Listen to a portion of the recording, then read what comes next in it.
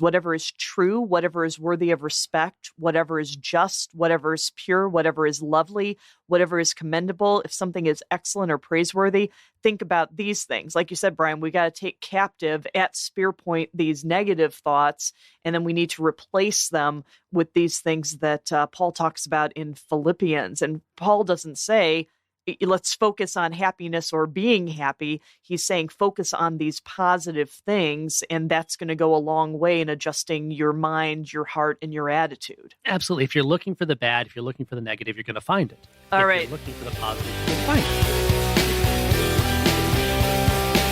You may be one choice away from a thriving marriage. Welcome to the Operation Thriving Marriage podcast with Brian and Jennifer Harden. So welcome back to the Operation Thriving Marriage podcast. We are now recording this in the weather change here in Michigan. So no longer t-shirts and shorts. Well, actually, it's Michigan. So depending on the day, you could... Later in the week, I'm telling you, it's going to be shorts and a t-shirt. Then we're going to be bundled up. It could be later today, potentially. We could be. That's right. We're sweater weather right now, but this afternoon we may still be going to the lake and go swimming. Oh, yeah. And love the fall colors as those are busting out. So, sweetheart, how would you define happiness? Okay, well, what's rolling into my mind about happiness, of course, is going to be songs. So, you've got... Pharrell. That's right, Pharrell. We're clapping along if you feel like you got a room without a roof, whatever that means. I don't know what that means, but I'm happy. That's right. We're just happy and we're clapping and having a fantastic time. Shout out to our kids' music teacher in elementary school who rolled that out there. So here's to you, Jeffrey. But I think a lot of times happiness, it's the feeling of elation and, things are going your way, or you just accomplished something, or something really cool happened, or something fun happened. Maybe your favorite team won a game, or, again, something cool happened to you or somebody that you love. Yeah, I think a lot of people, and this is what we talk about a lot in the conferences and the seminars that we do too, it's people think of happiness as warm emotion or positive feelings. And so we talk a lot about, marriage isn't about happiness, it's about holiness. Happiness is still important, though. And I think it's important to understand really what happiness is, because unhappy marriages aren't thriving. Well, sure, because who doesn't want to be happy, within your marriage or experience things outside of your marriage? It's like people just want to be happy, and that's just a reality. And I think that a lot of times spouses will even ask each other, "Are you happy?" Yeah, absolutely. I think it helps to kind of define our terms here. I was reading an article about this, and I'm going to destroy this name. I'm sorry, Doc. But, Emiliana? Sure, yeah, Emiliana Simon Thomas.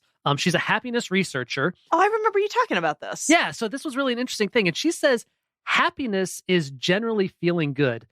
It's easy to experience pleasant emotions when things are going well. You feel like you matter, like your life is worthwhile, and that what you do is of value to something beyond yourself. So that's her definition. You can experience pleasant emotions. You generally feel good. That's what happiness is. It's just this normal, positive, I feel good. I don't feel down. And so, like we said, happiness isn't the goal of marriage, because happiness in the sense of I feel good that I won this prize. I feel good that I got this promotion at work. I feel good that my kids just came and ran up to me and gave me a big hug. Those feelings are great and wonderful, and we want you to have lots of those feelings because it feels good, but it's fleeting and it's not something that can ever last for a long time. Right. It's not sustainable in and of itself. Absolutely. It's like happy moments, but it's not just just feeling on this emotion of happy consistently and just surfing that wave for years and years. And it's when you try for that, it's one of these things where you've got to find the next thrill, right? The next, and so those people that are really into thrill rides and danger seekers and stuff like that, you've like, okay, that one roller coaster isn't thrilling enough anymore. I've got to do the next thing. And now you've got people skydiving, and then, oh, that's not thrilling enough. Now they're base jumping and Sure. whatever. When you're seeking after that, you've got to kind of constantly find the next thing. It's also unfair, though, in marriage to make your spouse responsible for your happiness because they can't control it. Yeah, that's a big imposition on a spouse to say, you now are the individual who is responsible for my happiness forever and ever. I mean, that's a big job, and another person just can't do that. Yeah. Regardless of how amazing your spouse is, just which can't. Jen is. I'm sorry you guys aren't married to Jen. Come on now. Yeah, it's just no one can control you enough to make sure you're always happy.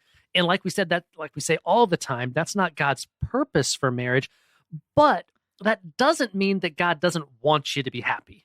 You read through the Psalms, you read through Scripture. There are times when God actually takes us through things that are difficult, that are struggles, because He's preparing us for something, or we have done something and there's a natural consequence. And I don't want to get too much into theology. Sometimes God is taking us through something to build us and grow us. Sometimes we sin and we have to face the natural repercussions of that. But that doesn't mean God doesn't want us to be happy, but He does want us to make sure we prioritize happiness correctly. And also, God leaves us with, this is the day the Lord has made. Let's rejoice and be glad in it. Just because God has given us the gift of this day, we know that His mercies are new every morning. We do have a lot of things to be happy about and enjoy that aspect about it, even though we're not delighted by life circumstances every moment of every day. Absolutely. And so happiness is a good thing. Happiness is important. And we're going to get into that. But something that really stood out in that article I was telling you about, sweetheart, here's some of the statistics. And for those of you listening, I will put a link to the article in the show notes on this, so you guys can check out that article as well if you're interested. The U.S. ranks 15th in the world in happiness. So we don't even crack the top 10 in happiness in our country. Now, you think, there's a lot of countries in the world, so I want to make sure we're caging this correctly. We're still really happy compared to a lot of other countries in the world, but we're not oftentimes where we think we ought to be.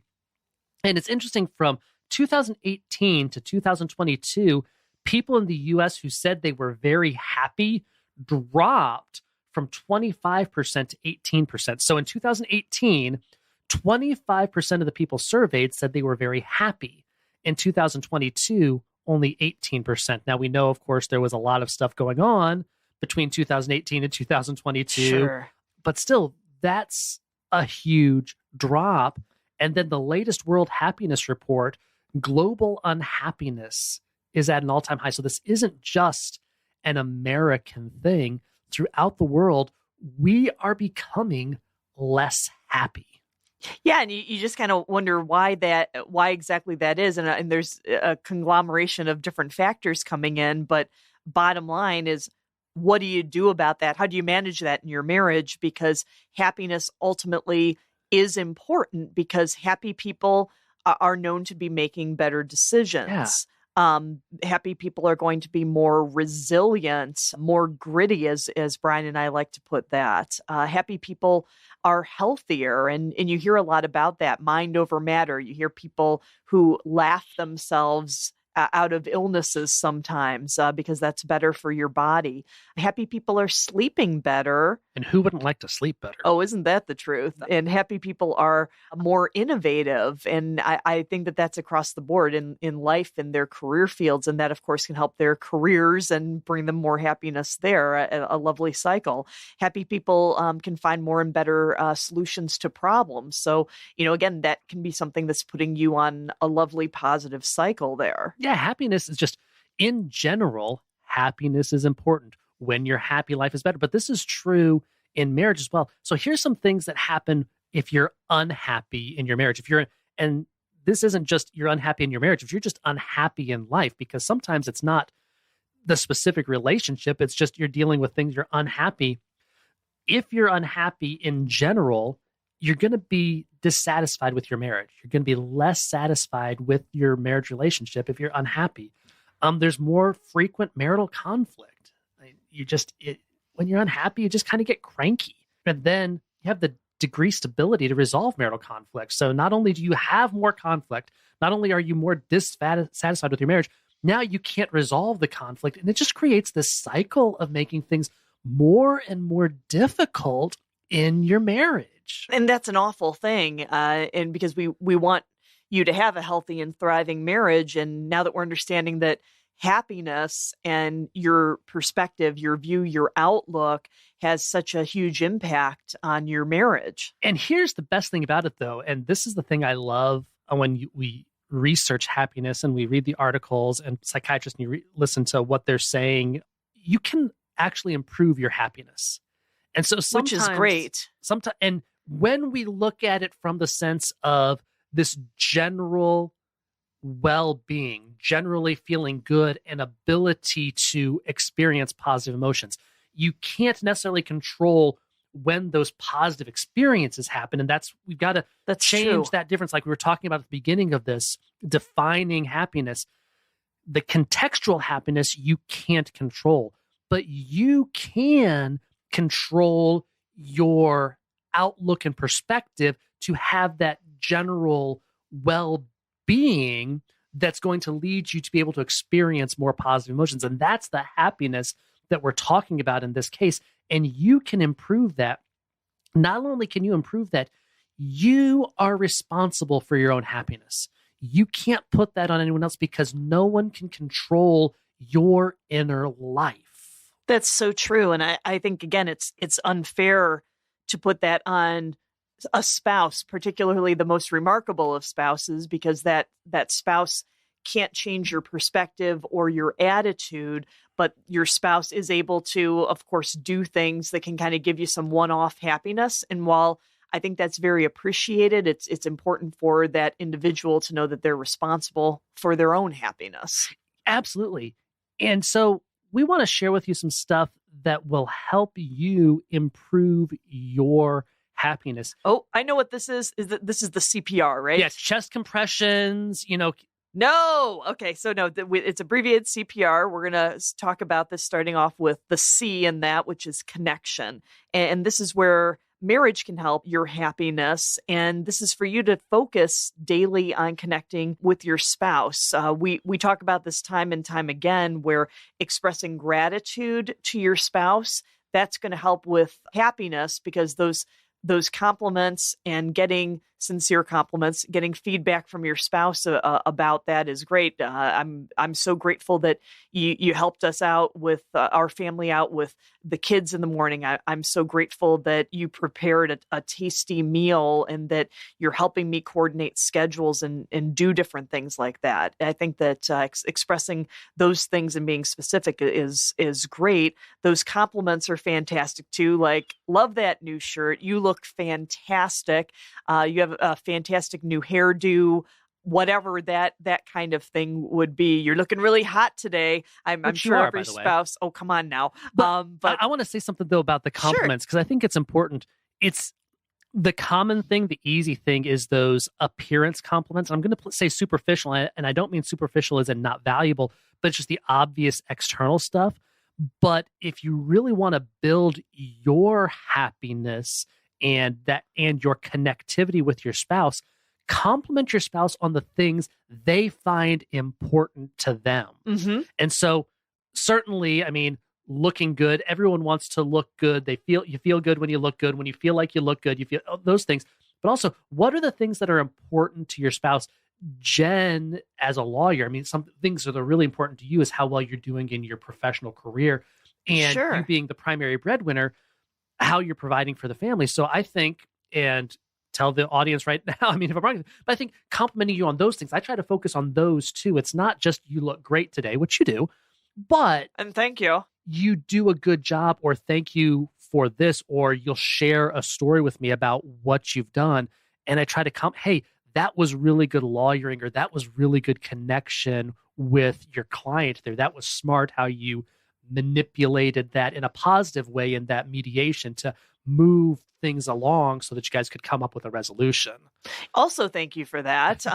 You can't see the Irish layer blushing right here, but I am doing that right now. But I think, again, those specific compliments about who your spouse is, their appearance, what they do for the family, that's very appreciated. I think another thing to connect with your spouse can be spend time doing things you enjoy together. Like Brian and I are having lunch with some friends of ours tomorrow at a favorite Greek restaurant in Ann Arbor. So I think we're going to have a really good time doing that. And that can be a nice connection point. And also express affection. Aw, that's just sweet. Yes. You want to build that connection with your spouse, express affection. Stereotypically, this is harder for guys than women. That's not always the case, but stereotypically, but it's like saying I love you goes a long way. Mm-hmm. Expressing that you find your spouse attractive, expressing that you have that connection in that love. And then also touch builds connection. Holding hands, sitting next to each other, even if you're just sitting close to each other in church, and so that your hips are touching each other because you're that close to each other, that builds connection with your spouse as well. Mm-hmm. Walking past your spouse in the kitchen, just kind of put your hand on their shoulder or on their back, squeeze their hand, hold hands. I think that's a great thing. Another thing is spending time with friends. We talked about going out to lunch with some friends tomorrow, but there's a lot of other things that you can do to connect up, which are getting coffee together, going on a walk together, just different things like that to make sure that you're connecting. Yeah. So connection's not just in marriage. Mm-hmm. Another thing is connecting with your church family. You talked about being at church before, but Hebrews 10 talks about this. And let us take thought of how to spur one another on to love and good works, not abandoning our own meetings as some are in the habit of doing, but encouraging each other, and even more so because you see the day drawing near. Yeah. Connecting with, that's something clearly from Scripture. But connecting with your church family, again, building that connection is going to improve your happiness. And here's the thing, prioritize human connection IRL. So important in real life. Virtual connection helps. And we experienced this during the COVID-19 pandemic. Hey, it was great that we had Zoom. So grateful for that. All when of we us couldn't be together. All of us Gen Xers who grew up with The Muppet Show thought we were watching The Muppet Show all over again with all the little boxes on the screen. Yeah, throwback. Not so bad. Start singing, everybody. But it's virtual connection helps, but it's not a substitute for connection in person. We're built for, created for in-person connection. And we saw this during the COVID-19 pandemic of the increase in suicide, the increase in mental health problems because of that isolation. The most stringent, worst thing we do in our penal system is put someone in solitary confinement, Sure. Take them away from human contact. If you want to improve your happiness, you've got to build that connection. And don't think that, I just Zoom with my family or WhatsApp or whatever virtual thing you're doing is going to solve that. You've got to have that in real person. So the CPR, the C is connection, but the P is positivity. Yep. And positivity means figuring out how you can savor experiences that are enjoyable and prioritize experiences that really provide genuine and lasting joy. It's really having a positive outlook. Looking at things, and this is something we talk with our kids a lot about this. This is well known. If you think more positively about a situation, it's the confirmation bias. Kind of like if you're thinking about a red car, you're going to see more red cars on the road. This is Psych 101. If you've been to college, all this stuff. Well, this isn't The Secret or all that mumbo jumbo that came out in the late 90s and early 2000s about putting good thoughts out in the universe. The universe is not sentient. God is God, not the universe. But if you're thinking positive thoughts, you're going to notice more positive things. It's just a confirmation bias. And so you can hack your brain by taking those negative thoughts captive and thinking positive thoughts, because then you'll be more aware of the positive things around you because you're conditioning your brain to find them and look for them. It's kind of like playing Where's Waldo? Only Waldo's a lot easier to find because you're thinking about it. That was the problem with the game. They had all these red and white stripes that weren't Waldo, but you were looking for red and white stripes. What are you looking for in your life? And that's going to affect what you think about. And I think that positivity, that kind of rubs off on the people around you. And what I was thinking about was the Peter Pan movie.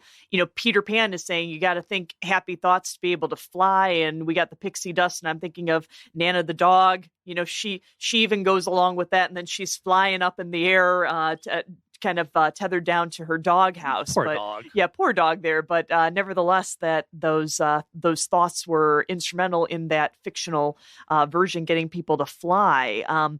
But the idea of thinking these positive thoughts, we're quoting from Philippians 4, finally, brothers and sisters, whatever is true, whatever is worthy of respect, whatever is just, whatever is pure, whatever is lovely, whatever is commendable, if something is excellent or praiseworthy, think about these things. Like you said, Brian, we got to take captive at spear point these negative thoughts, and then we need to replace them with these things that Paul talks about in Philippians. And Paul doesn't say, let's focus on happiness or being happy. He's saying focus on these positive things, and that's going to go a long way in adjusting your mind, your heart, and your attitude. Absolutely. If you're looking for the bad, if you're looking for the negative, you're going to find it. All if right. you're looking for the positive, you'll find it. That's exactly it. So we talk about the CPR, the idea of connection and positivity. The last one I think is fabulous. It's the resilience. And it is so important to be resilient and to be able to bounce back. And what I will say is when I'm feeling unhappy in life and I'm having a hard time, I do need to make sure that I'm acknowledging that, but I also need to make sure that I'm not lingering in that or staying in that.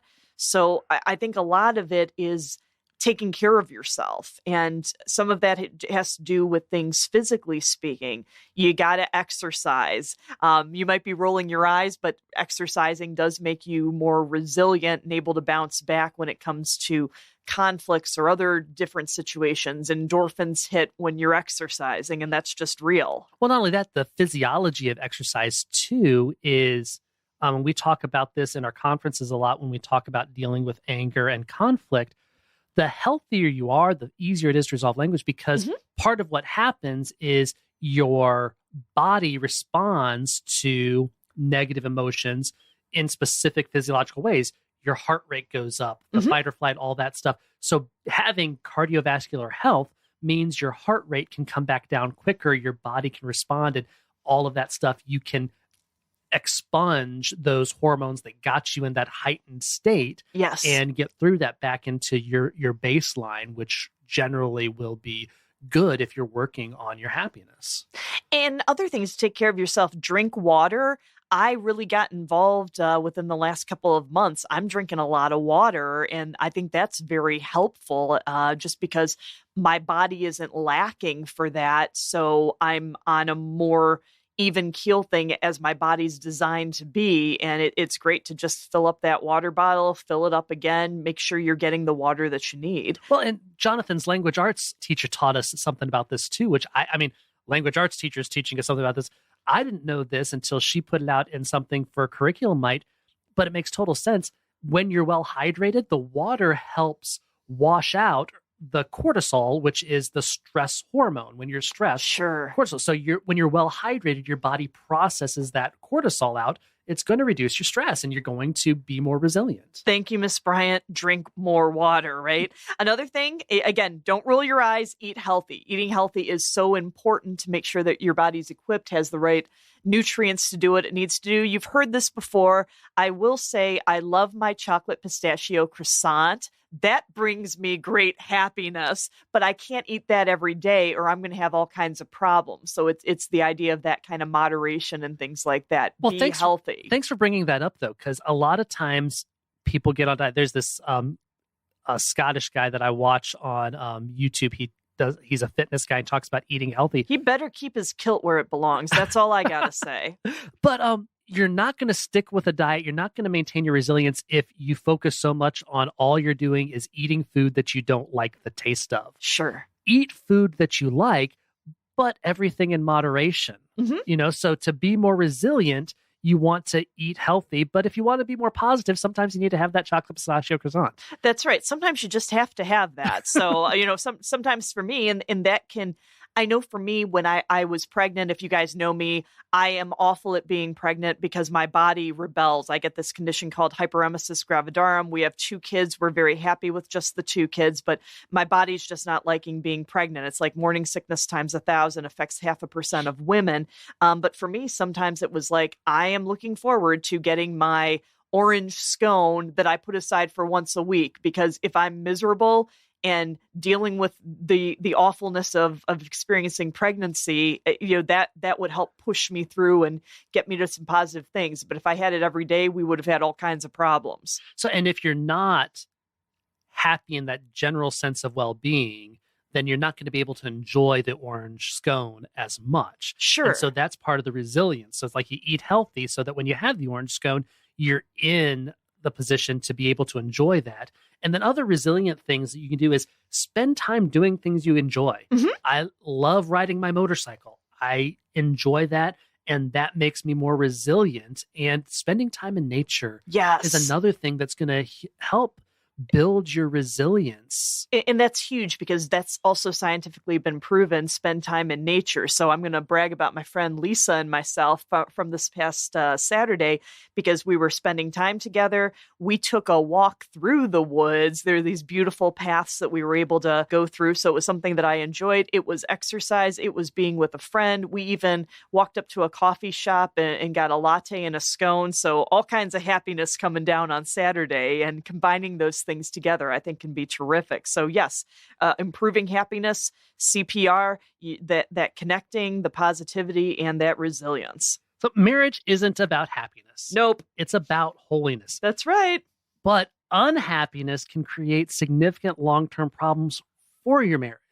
You, not your spouse, are responsible for your happiness. So we want you to improve your happiness through focusing on your CPR, on connection, positively, and resilience.